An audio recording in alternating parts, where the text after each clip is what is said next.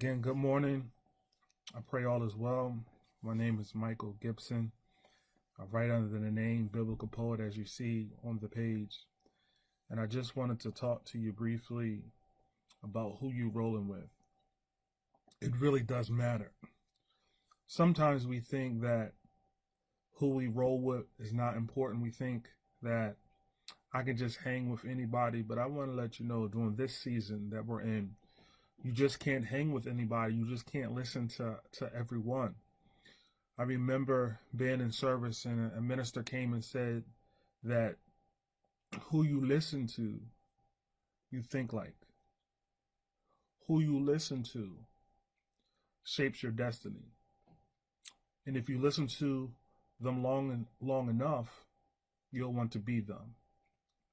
Now, he didn't say that verbatim, but that was the gist of what he was saying, because who you listen to really does matter, because the voices that speak are the voices that actually feed you the information that you have. So during this season, don't allow fear to grip you. I'm going to keep saying that until this season is over. Because if you allow fear to grip you, you'll stop moving, and things that don't move eventually die.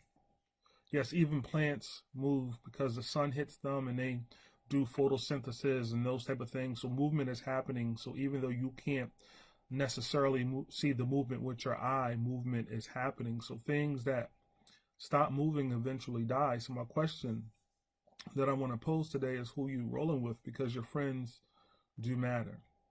Your friends matter because a lot of times they are the ones that will help you when you were hurting. They are the ones that will gird you up. They are the ones that can support you when you can't support yourself. Remember, I said that things that stop moving eventually die. Well, if you can't fend for yourself to get, food or water for yourself, would your friends be able to help you? Would they be willing to help you is a better question.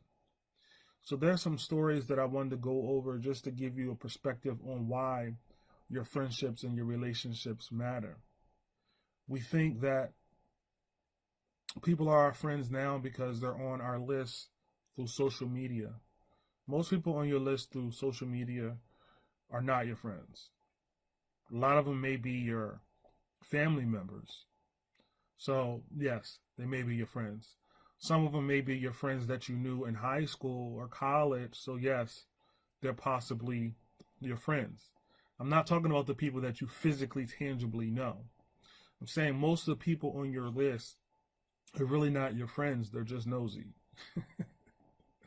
Yeah, they just want to know what's going on. So depending on what you're doing, that's when, that's why they're on your feed, because they want to see the pictures, they want to see the video, they want to see all of that. But if you ask them do a test, put your Cash App up, put your PayPal up, and ask somebody just to give you $5. Just $5. See how many people respond. See how many people respond. Would people on your list give you $5? If they're unwilling to give you $5, they don't know your phone number to say, hey, what's going on, checking on you, then they probably really are not your friends. I know a lot of times in this social media environment, especially with people not having anything to do, they'll say, hey, I'm posting this challenge. I want you to copy and paste and put this on your page. And if it doesn't have a video, if it's just word, that thing really doesn't get copied or pasted. So I just want to take you to a story to show you that your friends matter. So I'm going to take you to one story first. It's found in John chapter 5. And I'm going to just read out of the Bible. And you're going to say, well, what does this got to do with the price of tea in China? Well, this is about a man that was stuck. The story is about a man that was stuck for a very long time. Now, we may say he was stuck and it was his issue, but I just want to relay to you that who you rolling with matters. It matters. It says that ignorance of the law doesn't absolve you from being found guilty. So you can act like you're ignorant of the law, but you still will be found guilty. So I just want to read something in John 5, chapter 5. So your friends matter. So John chapter 5, I'm going to start at verse number 4. Start at verse number 4, John chapter 5, verse number 4. And it says, "For an angel went down at a certain season into the pool and troubled the water. Whatsoever then first after the troubling of the water stepped in was made whole of whatsoever disease he had. And a certain man was there which had an infirmity 38 years." So there was a gentleman at the pool for 38 years. Now the angel coming and troubling the water. So the angel will come once a year. And if you wanted to be made whole, you had to get into the pool. So when he troubled the water, when he anointed the water, that's when you could actually go in and God would heal you, whatever you were going through. So in verse 5, it says, "A certain man was there which had an infirmity 38 years. He was there for 38 years. For 38 years, he saw people getting healed.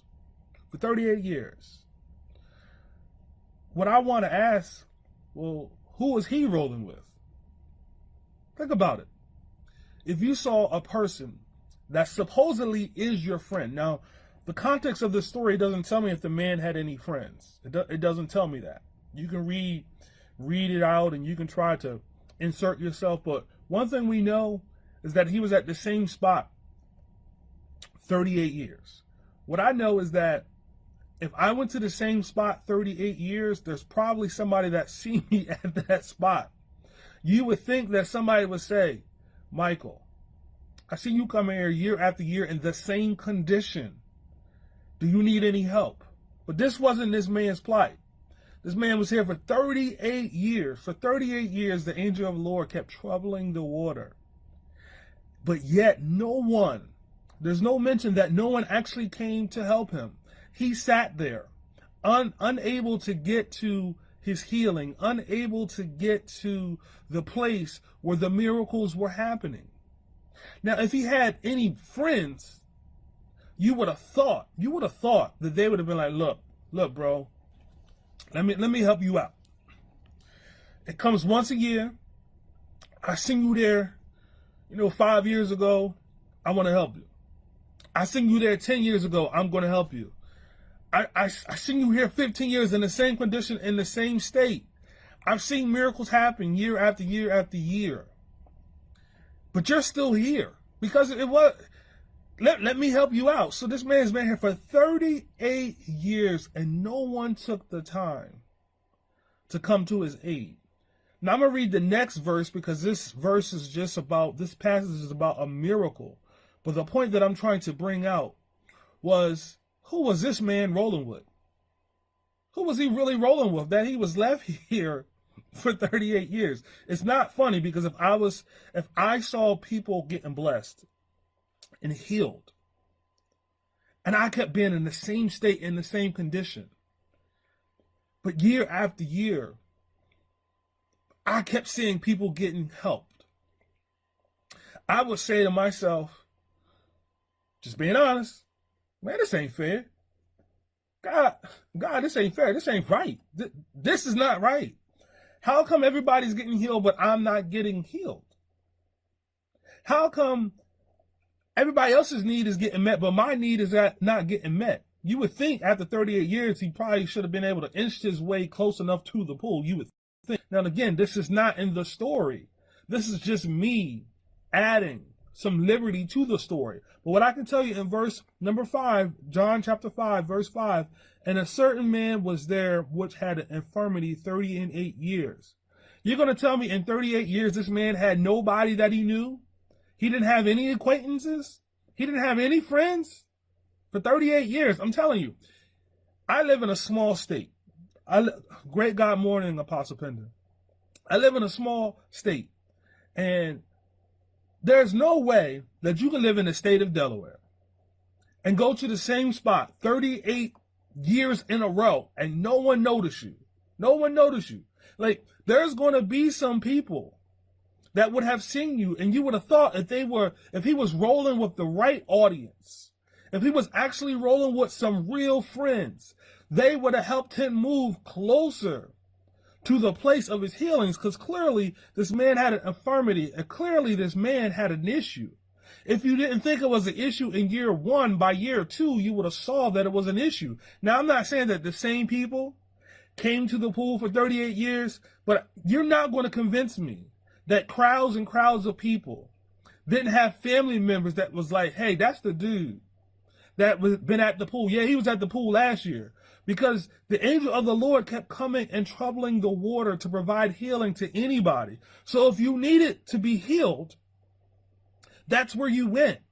So I would imagine that there were other people in their family that needed to be healed that sent the people. So they would say, hey, that's the dude, that dude's been in the same spot. So my question was, where was his friends?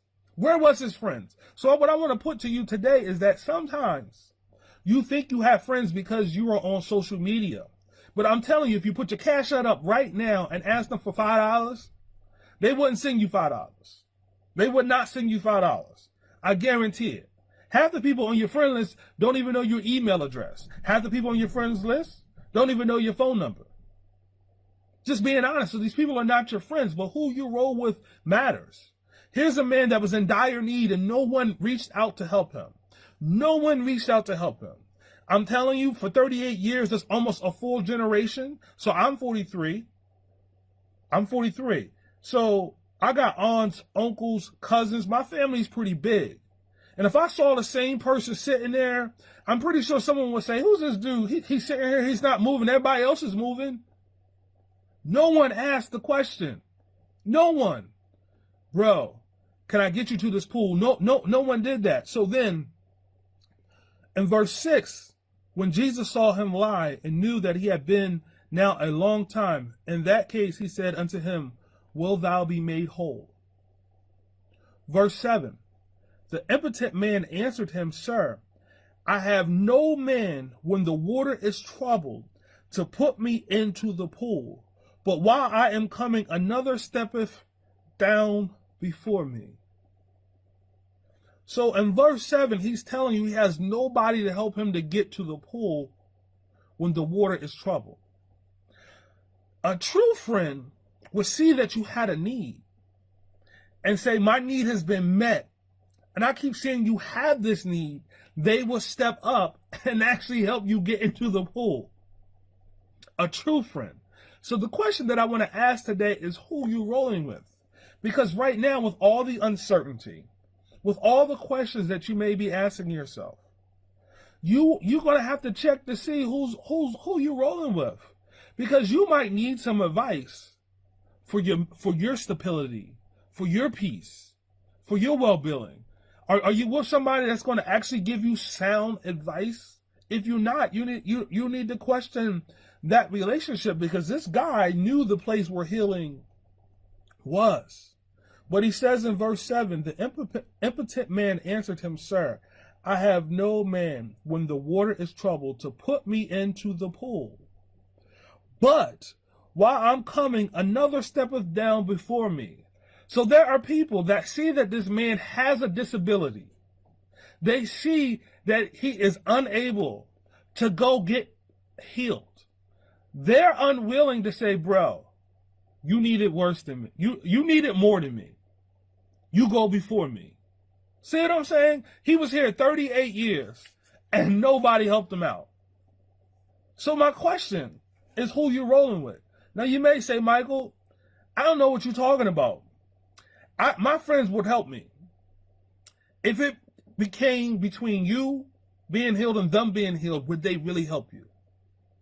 That is the question, because you don't really know the level of your friendships until it's tested. You don't know until it's tested. You don't know until trials come. You don't know until, just to put it in today's terms, your last roll of toilet paper.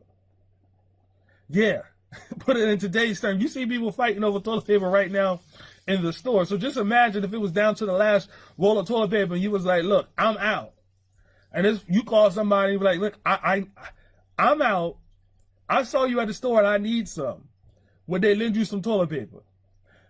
Some people might say you're testing the limits of our friendship. So who you roll with matters. Who you roll with matter. Who you associate with matters. It matters. It matters. And you might say, well, Michael, why are you talking about this today?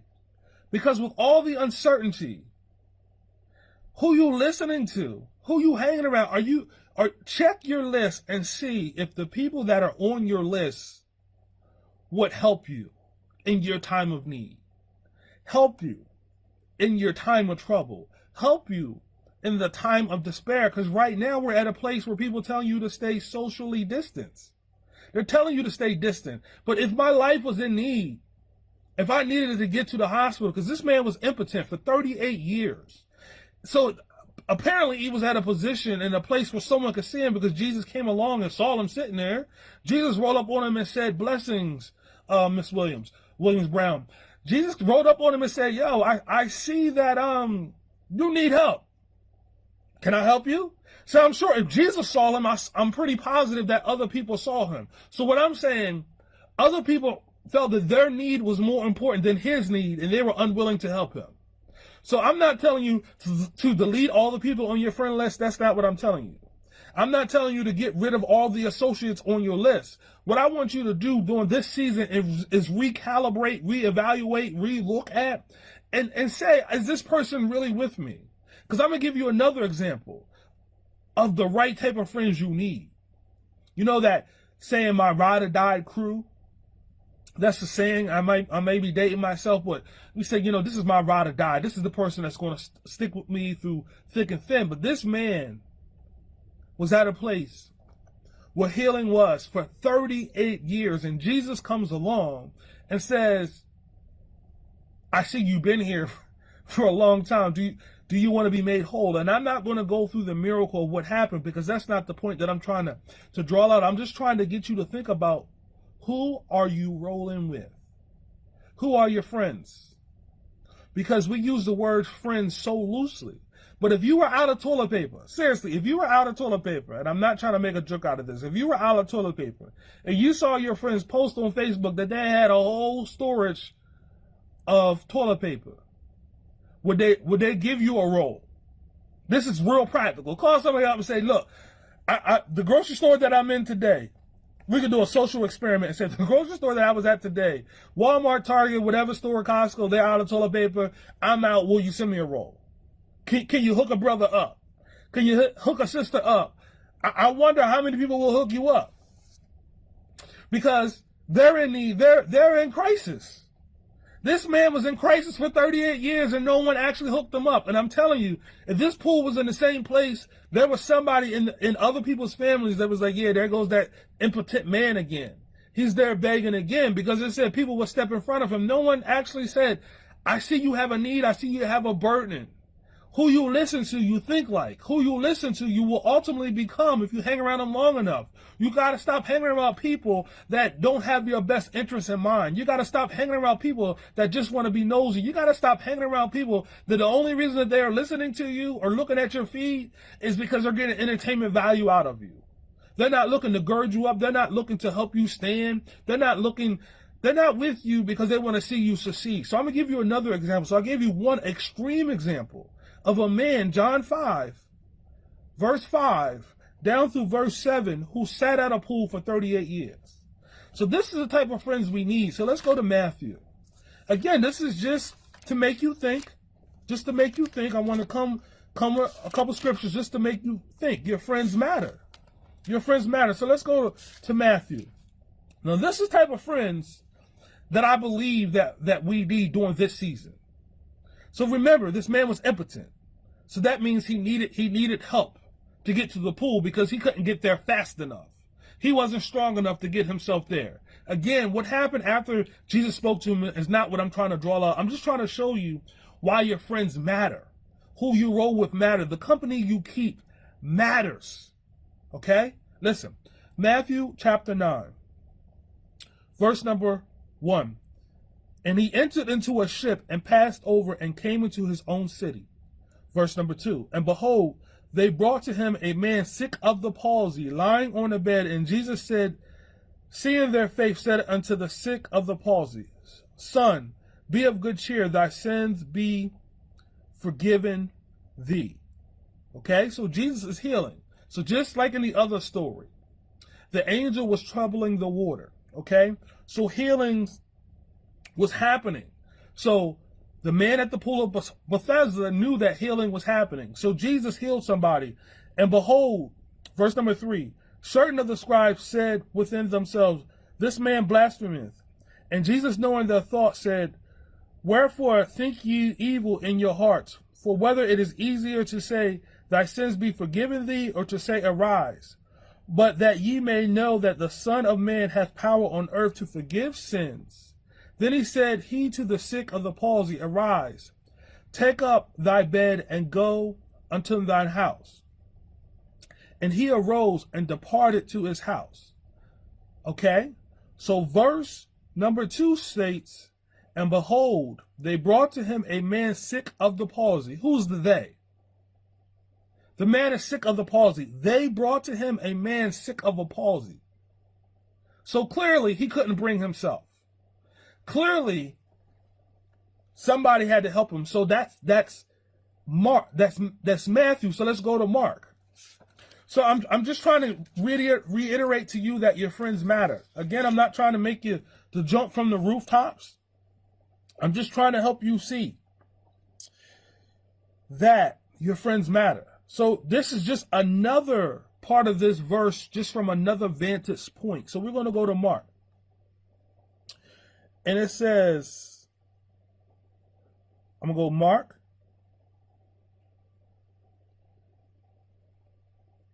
chapter 2. And I'm gonna start at verse 1. I'm gonna just read this verse again, because I just want you to think about your friends. And again, he entered into Capernaum. So this is the same story. After some days, and it was noise that he was in the house. So just like the angel was troubling the water, the people knew that this is where the healing was happening. And straightway, many were gathered together, insomuch that there was no room to receive them. No, not so much as about the door. And he preached the word unto them. So the word was going forth. Healing was going forth.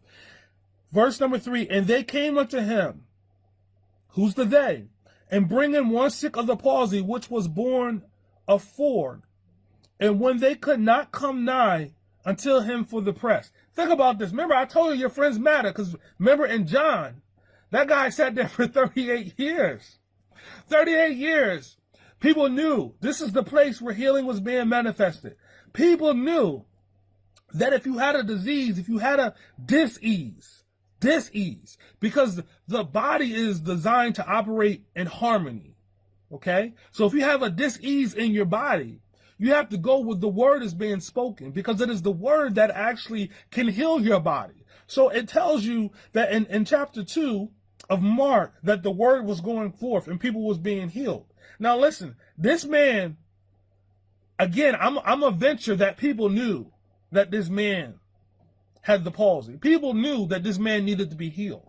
But unlike in John chapter 5, this man has some true friends. See, who you roll with matter, because there might come a point when you can't get there for yourself. There might come a point when you're in need and you physically are incapable of fending for yourself. So who you roll with matters. So people know where the place is healing. So if these people are your associates, they're like, look, I know you out of toilet paper. I'm just calling you. Walmart got toilet paper. Get there. They never thought that, hey, my kids are here and I can't get there for myself. They never thought that, hey, I'm out of work and I can't afford toilet paper. They just telling you this is the place where the toilet paper is. But that does me no good if you keep telling me this is the place where the toilet paper is and I don't have money for the toilet paper. This isn't helping me if this is the place where the toilet paper is, but I don't have somebody to watch my child so I can actually go get the toilet paper. I'm just trying to tie it in today's times just to help you understand. So just like in John chapter 5, that man sat there for 38 years. Jesus walked to him one year and said, look, do you need some help? This is why I'm trying to let you know during this season, your friends matters. The example I'm giving you is people that were sick, where healing was going on, but your friends matter. Because check this out. Mark chapter 2, verse number 4. And when they could not come nigh unto him for the press, they uncovered the roof where he was, and when they had broken it up, they laid down the bed wherein the sick of the palsy lay. Think about this. Will your friends tear the roof off for you? Will they tear the roof off for you? Will your friends spot you that $5 when you need it? Will they tear the... Look, I need some tear the roof off friends. So let me explain this to you. Let me just show you how good these friends were. So this man could not make it to the place where the word of God was going forth. This man could not make it to the place where the word of God was going forth. So the contrast to the other story. In John 5, it was just a pool of water. It was a pool of water. It was a public spot. So it was a public spot, and people still were unwilling to help the man that sat there for 38 years to go to the public spot where the pool was. So this wasn't a pool that you actually had to pay money to get into. It wasn't that type of pool. This wasn't a pool that actually you had to open up a gate to. This was a pool like we're going to the beach, like Rehoboth, right? This was a pool that you actually could go to and just walk in. And he sat there for 38 years, and nobody after 38 years, you know, families was talking about, there goes that man again. He's sitting at the pool and he won't go get help. He's sitting at the pool and he's still lame. No one inquired of this man after 38 years. So I'm saying, you're going to tell me after 38 years, this man had no friends? Get out of here. You're going to tell me after 38 years, no one saw that this man was sitting there in need? Everyone knew that the angel came once a year. It wasn't costing them anything, Apostle Pender, to help this man. But they were so busy worried about their needs, they were unwilling to help this man. So who you roll with matters. Stop calling people your friends that are not your friends. Because not everybody is your friend. Because the moment it costs them something, they are unwilling to do something. So let's go to this story. So it says, again, chapter 2, I'm going to read it. And I'm going to read it slowly because I need you to get this. It says, and when they came nigh, so I'm in Mark chapter 2, verse number 4, and when they could not come nigh, so they couldn't get close, and him for the press, they uncovered the roof where he was, and when they had broken it up, they laid down the bed wherein the sick of the palsy lay. So I'm going to read it slow one more time. I'm going to read it slow one more time. Think about this. They uncovered the roof where he was. Listen, it wasn't their house. They wanted their friends healed so much. Check it out. It wasn't their house. It was not their house. It was not their dwelling. God was speaking the word, right? It wasn't their house, but they were so invested in getting their friend healed. It didn't matter that it wasn't their house. It wasn't their house. So check this out. I'm assuming at a minimum height, this building was at least 10 feet tall. Right? I'm assuming it was 10 feet tall. So it wasn't their house, and I'm assuming this is the weight of an average man. So I'm going to say, let's say he was like $130. So here it is. This is his ride or die crew. So he's sick. He's hurt. They know the word is going on. So I want to know, are your friends willing to tear the roof off? Do you have any tear the roof off friends? So it wasn't their house. It wasn't their house. Not only wasn't their house, they got to the house, and they couldn't get in the front door. Now, some people would say, look, I've been with you long enough. I brought you to the door. You got to figure out how to get in for yourself. Now, they know the man got a need. They know the man can't make it for himself. But they're saying, look, I brought you to the house. You got to get in the house for yourself. No. They brought him to a stranger's house where the healing was going on. And they got to the stranger's house, and they didn't say, guess what? There's nothing else we can do for you. We see that you're never going to be healed. No, they didn't stop there. They got to the stranger's house and they was like, look, we can't get in the front door. But they felt the need of their friend was so great, and they didn't want him to miss the opportunity to be healed. They went and improvised and got a ladder, got some boxes, got some rocks. I don't know how they got to the top of the roof. All I know is that they got to the top of the roof. All I know is that this man was laying in the bed. He could not get there on his own. So they weren't satisfied that they brought him to the building where the healing was. They weren't satisfied at that. They could have just left him in the bed at the place. But they was like, look, this is my man. This is my ride or die. This guy needs to be healed. And I know this is the place where the healing is taking place. They brought him to the building. They saw the crowds, but they didn't stop at the crowds. They went on another man's property. Think about this. They rolled up to your crib, to your apartment, and your door is locked. And they're like, look, my friend needs to be healed. I appreciate that this ain't my house, but my man's needs to be healed. My girl needs to be healed. So guess what? I'm about to build something to go up on top of the house. Do you have any tear the roof off friends? That's what you need to think about. Do you have any tear the roof off friends? Do you have somebody that loves you enough to break into another man's house to see that you're taken care of? Who you rolling with? Who's in your crew? So they showed up at another man's house. They showed up at another man's house. They could have stopped at the door. They could have said, Walt, this is all I can do for you. Walt, this is all I got for you. Think about it. People will take you someplace, but they know you ain't got money, and they won't spot you a meal. Are they your friends? I'm just trying to say there's different levels. We use the word loosely, but you need a friend that really got you. So they brought him to the house. They knew healing was manifesting. And they said, we're not going to stop at this door. We're not going to stop at this door. What we're going to do, we actually are going to make a platform. Make a platform to get the man up. Like I said, I'm just assuming the man weighed about $130. That's just assuming.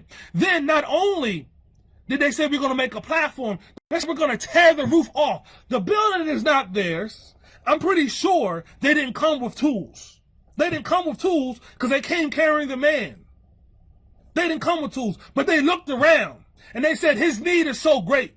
We're going to improvise. We're going to do what we got to do because my man's need healing. My friend needs healing, and I know that the word of God is going forth. I'm going to do whatever it takes to get my friend healed. I'm going to do whatever it takes so that my friend can walk. I'm going to do whatever it takes so that my friend can see. I'm going to do whatever it takes because the word of God was going forth from the man of God. Healing was being manifested.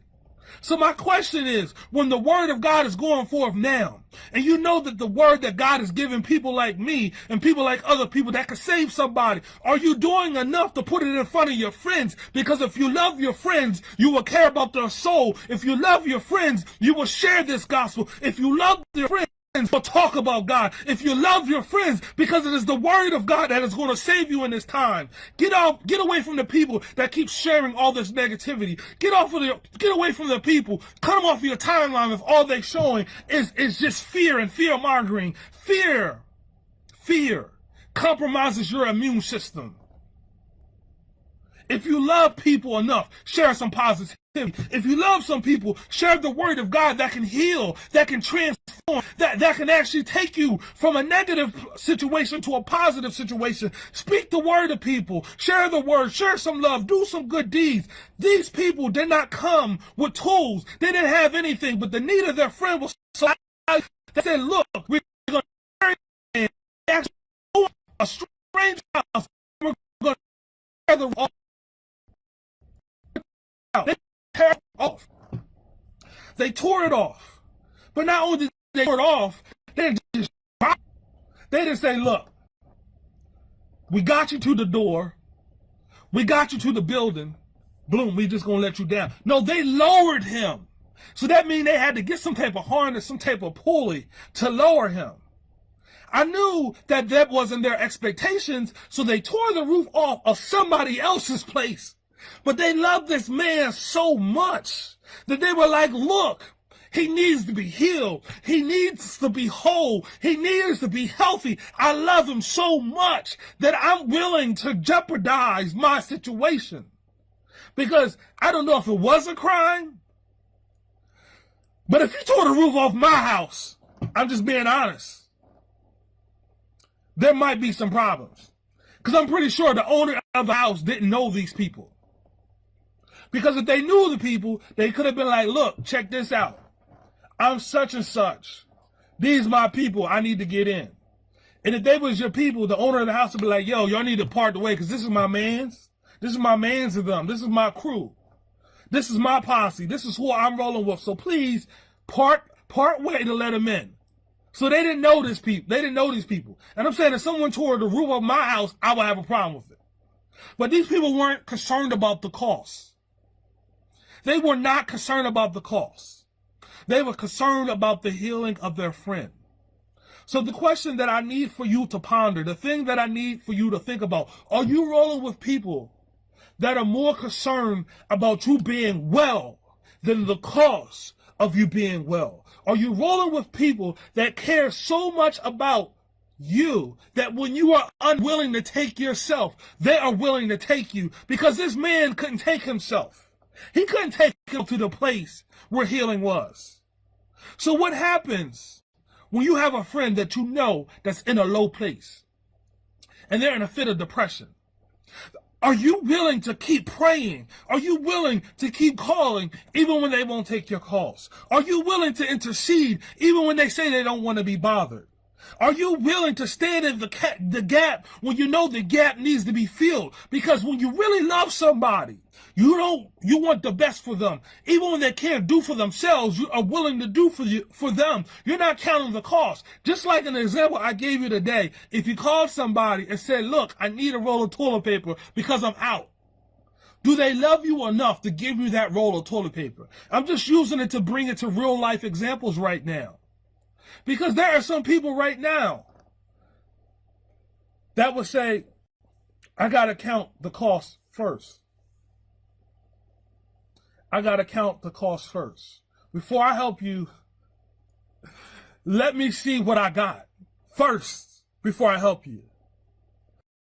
When you on the night, I need you. Let me explain the difference. I'm not talking about somebody that you messaged. I'm talking about somebody that you call and be like, yo, I need you. If they really your friend, you wouldn't have to say, I wouldn't be calling you right now. You wouldn't have to say that they're your real friend. They would actually say, bro, what's up? What's going on? You good? Because they already know the only reason that you're calling me is because I have a need. So I want you to look at who you're rolling with. Who you're rolling with matters. Who you're rolling with matters. These people didn't count the cost, but in John chapter 5, verse number 5 through verse number 8, this guy sat there for 38 years. And he sat there, and the reason he said he wasn't whole was because no one was willing to take him to the pool to get whole. So it wasn't as if the people didn't know that healing was going on. Everybody in the town knew that healing was going on, but no one cared enough about him to help him to get whole. People actually walked in front of him. People probably laughed at him. People probably was like, there he goes sick again. I wish he would just leave. No one actually consulted and thought about him. But here's a contrasting story. This guy was rolling with some ride or die. This guy had a crew because these people were willing to tear the roof off. Do you got some tear the roof off friends? Do you got some friends that will improvise? Or do you have people, because look, it's good that they brought him to the building. But it's more better that they tore the roof off and lowered him in the building. Think about it. It's good that they brought him to the building. Now, some people will say, I got you here, but you got to fend for yourself. I got you here, you got to fend for yourself. So let me read another verse why your friends matter. This is why your friends matter, because check this out. I'm not saying that this man didn't want to be made whole. I'm not saying this man didn't want to be made whole, but think about this. When Jesus saw their faith, who's the there? The there are the people that lower the man. The there are the people that lower the man. He said unto the sick of palsy, son, thy sin be forgiven thee. Think about it. Think about it. You see the man. Listen. All right. Stick with me. So I'm gonna give you a contrast. So in John chapter 5, right? I didn't read it, but I just want to point this out. So in John chapter 5, Jesus was talking to the man because there was nobody with him, right? So in John chapter 5, let me just read this verse just to cross-reference this so you kind of get it. So you kind of understand it. In John chapter 5, verse number 7, the impotent man answered him. To him is Jesus. Sir, I have no man when the water is troubled to put me into the pool, but while I am coming, another steppeth down before me. Verse number 8, Jesus said unto him, Rise, take up thy bed and walk. So here it is, that man that was impotent for 38 years talked to God for himself. So he asked, do you want to be made whole? And clearly he wanted to be made whole, and he took up his bed. Contrast this to Mark 2, verse number 5. When Jesus saw their faith, he said unto the sick of the palsy, Son, thy sins be forgiven thee. So why do you need to have some praying friends? Why do you need to have some people interceding for you? Why do you need to have some people going to God for you? Why do you need somebody to touch heaven? Why do you need somebody that knows the word? You need somebody, because listen, men of the palsy didn't ask to get made whole. Jesus didn't see the men of the palsy faith. Jesus saw the faith of the friends. So that praying mother that keep praying for you, that praying auntie that been praying for you, that praying grandmother that been praying for you, that praying brother that been praying for you, that praying cousin that's been praying for you.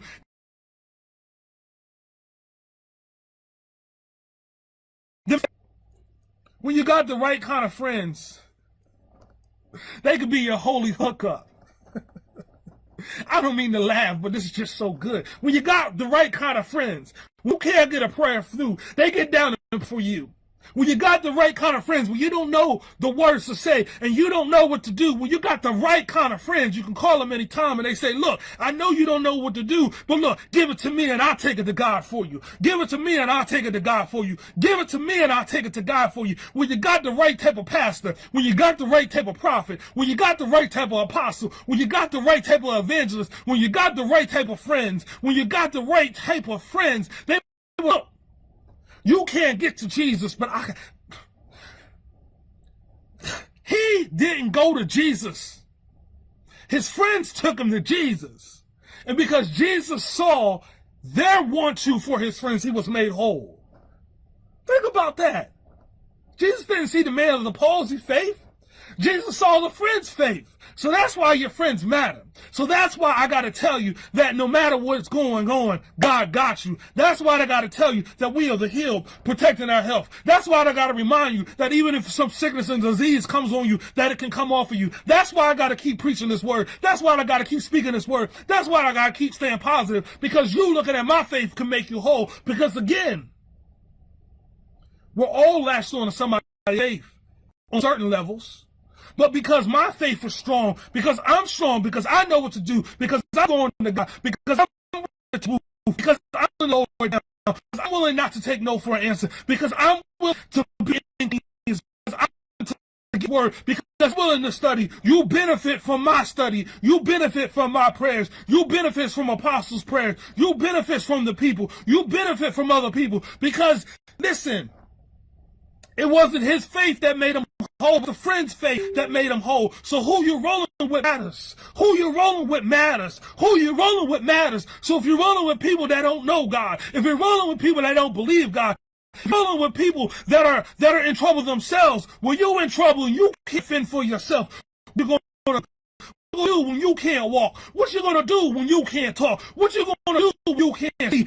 What you gonna do? You can't. You need somebody connected with God. You need somebody praying for you. You need somebody that's willing to know you. You really need somebody that it don't matter the cost. It don't matter how much I gotta pray. It don't matter how much I gotta fast. It don't matter how much what the need is. It don't matter if it's 3 o'clock in the morning. I'll speak the word of your life. It don't matter if it's 1 o'clock in the morning. I'll speak the word of your life. It don't matter if it's 5 o'clock and my kids. I'll put because I'm praying for you, because I know God put the word in my mouth. I know that God said that because of my faith, you could be able, because God said that there is a need, that there is a need. God, speak the word, speak the word, like I told you before. The man never showed up at the never thought. You don't got to show up at my house. Remember I told you before, we should not. It don't matter that I can reach you, because God said if I speak the word, see, it's the word that'll change you. Because see, if you don't got enough faith, just latch onto my faith. And when you latch onto my faith, who you're rolling with really matters. So even when I can't see my way, even when I can't make my way, even when I don't know what to do, I can call on somebody and say, pray for me, sis. Pray for me, sis. I'm in a bind. I don't feel it today, but pray for me. Pray for me. See, look, interceding costs. Interceding costs. It costs me something to intercede. It costs me something to raise my hand because God up night. Sometimes I might pray for like the other people in Matthew chapter 5. Look, they need to fend for themselves. But when God wakes me up at 3 o'clock in the morning, put somebody, I'm saying this to speak on my behalf to uplift myself. I'm just trying to let you know that sometimes God will say the message. And I say, it's going to cost me this. It's going to cost me this. It's going to cost me that. But I want you to let know it don't matter the cost when it's really your friend. It don't matter the obstacles when it's really your friend.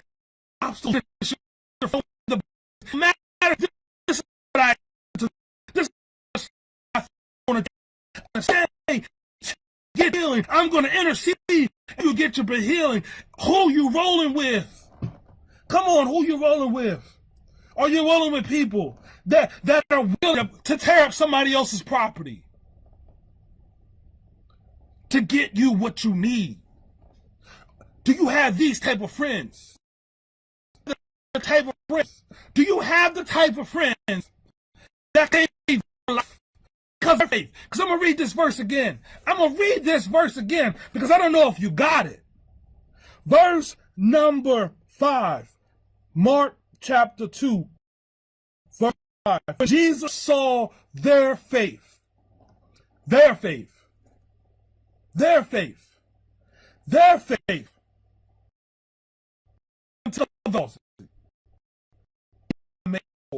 Hallelujah. Who you listen to matters. Now, what kind of friends you got? Because who you listen to matters. Who you rolling with matters. So you got to stop hanging with people that see you have a need, but never you. You got to roll with people. The only reason they're with you is because they want to film you and make a meme out of you. Yeah, they just want to film you and make a meme out of you. You got to start rolling with people because they just want to have a meal out of you. They want to eat on your situation. When I say eat on your situation, I'm talking about they're the type of people that get with other people and say, guess what? This is what Michael's going through. Michael don't have this or Michael don't have that. And every day they're eating on you. Every day they gossiping on you. Every day they're going about. They just talk. They ain't the kind of friends you need, because those are kind of friends that have this for 30 years like in John. You don't have look, you hold on. I see you going through, but God can get you through it. I know you don't want to hear what I gotta say, but I'm gonna say it anyway. I know you call leave voices try me see. I know you, but I'm you. I know you and sing. I know you don't want. My faith can heal you. You see what I'm saying? This is a friend. Friends that when you can't fend for yourself, when you're lying flat on your back, people was carrying a man and then another property because said the word. So listen. So you don't need friends that can tell you the next Netflix. You don't have. I mean, you do need people to tell you what's good on Netflix, but when it comes to your soul, listen.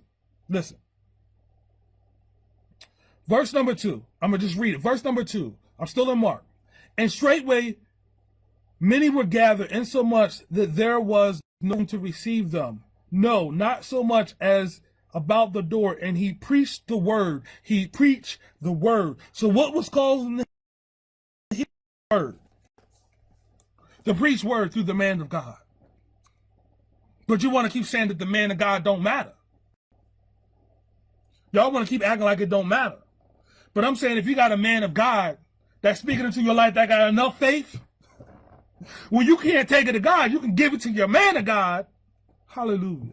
You can give it to your woman of God. So even when you don't know what to do, you take it to the shepherd of the house. You take it to the priest of the house, and they can make you whole. So who you're rolling with matters. See, I'm here today because I had a praying mama. I'm here today because I had a praying daddy. I'm here today because I had a praying grandmother. I'm here today because I've had praying friends. So even when I couldn't lift my head up, they still said, Lord, look after my child. Look after my speech. God, you can't reach him. I don't know where my son is at, but God, you know where he's at. I don't want my son to be lost. I don't want my son to die without knowing you. And when you got a praying mother, when you got an interceding grandmother, when you got somebody that's willing to call up your name, that's more valuable than any gold, because when they don't know where you at, there was nothing but God that intervened for me, because there was bad things that was going on, but God still shielded me. So when I healed my cases, and I begin to think about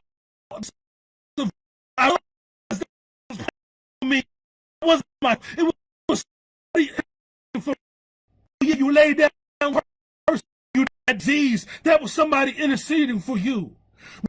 When you in accident, but you wasn't in the accident, that was somebody in for you. When you didn't have any food on your table, but somebody brought food, and that was for you. When you needed a word, it wasn't God. Some call playing music.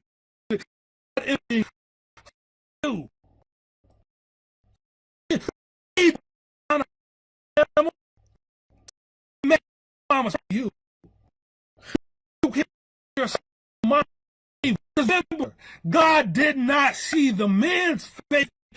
So the man's question, who God will just change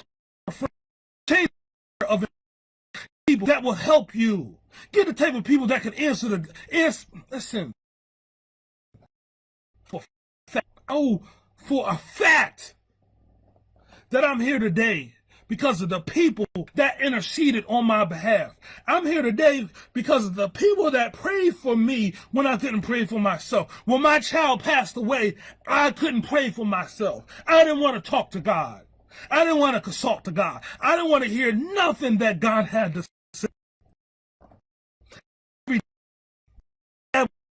It's God still a healer, son. Every day my dad would leave me a message say God still loves you, son. Every day when my son was dead, my dad would call me every single day. And my dad was so God, for myself, my daddy still prayed for me. Even when I couldn't pray for myself, my mama still prayed for me. My mama would say, son, just put the phone to your ears. She would say, just put the phone to your ears. You don't gotta say nothing, just let me pray for you. So don't tell me that people praying for you don't matter, because I couldn't pray for myself. I didn't want to hear nothing that God had to say. And my sister would call me, and she would sing me a song and say, Michael, you can make it. My brother-in-law would call me to the church. You just say, they know.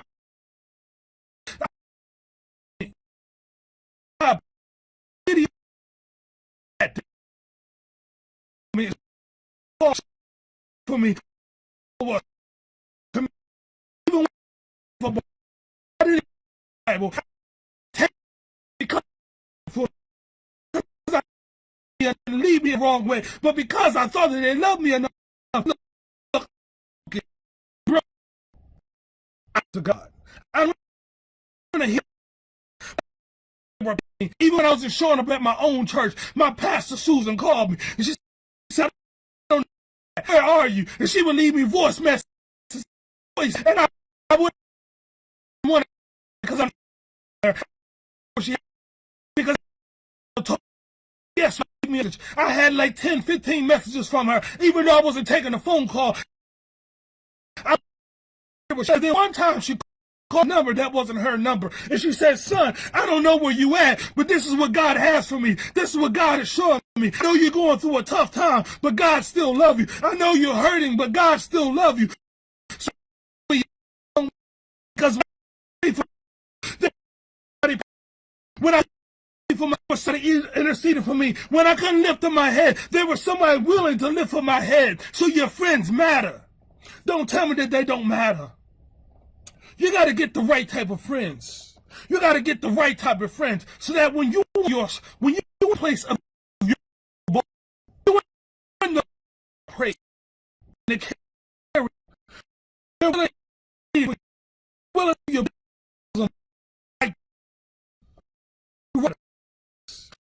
bro. They would say, son, my say like my son, your life. My say, I pray me. My dad, he let me and say, Mom, you're not yourself. Don't harm yourself. Don't. But my dad would say, look, son, God still can use you. Yeah, son, you may have done some stuff to diss yourself, but God can still use you.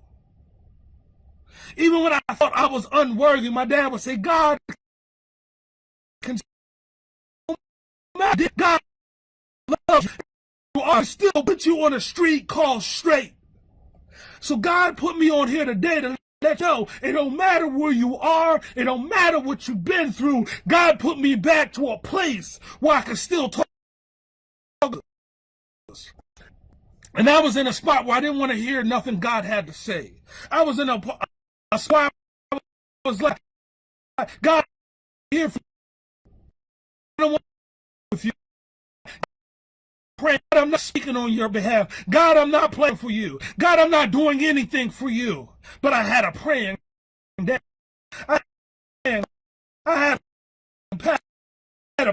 a praying wife. I had all these people that was in my corner. So even when I was when I had somebody willing to carry me, I had somebody willing to take me up. I had somebody willing to get me before Jesus.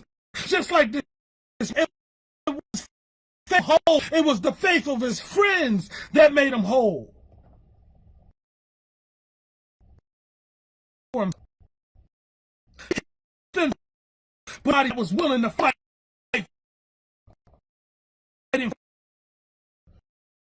to do for you. They tore the roof off of his house. I need you to do you. People for you. Willing to for these type of people in your corner because it matters. Because you can't yourself. You got people that can see somebody. They time me. I'm so glad they prayed. They took the time to pray. Somebody prayed for me.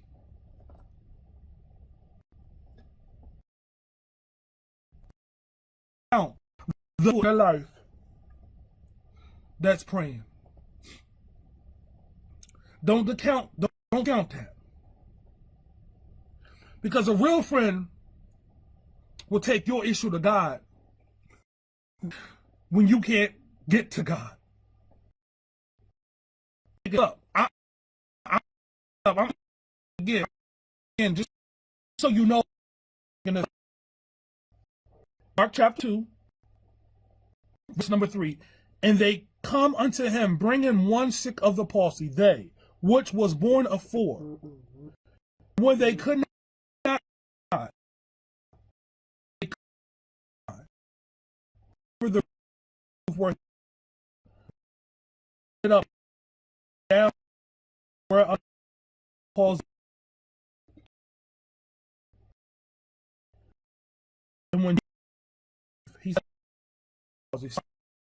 forgive. Line. Pray. Right. Closing your role with matters. check your friends. Because your friends, God laughing at you. I mean, you can go to God for yourself, but just know that your friends can take it to God for you and get you whole. Thank you. You've been a beautiful audience. But if this message has blessed you, I ask you to share it.